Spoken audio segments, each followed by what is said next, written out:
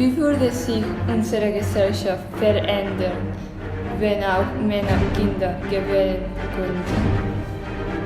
Habt ihr mitgekriegt, dass Papa schwanger ist? Wie wäre es um die Emanzipation bestellt? Die Frau kriegt alle Kinder. Basta! In einer augenzwinkernden Zukunftsvision wird diese fiktive Situation durchgespielt. Ja, wie schon. Nee, Oma, wir wissen es nicht. Den ganzen Tag zu Hause, keine Arbeit.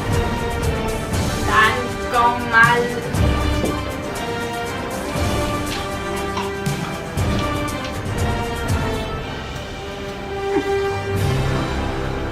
Das macht Spaß, Oma.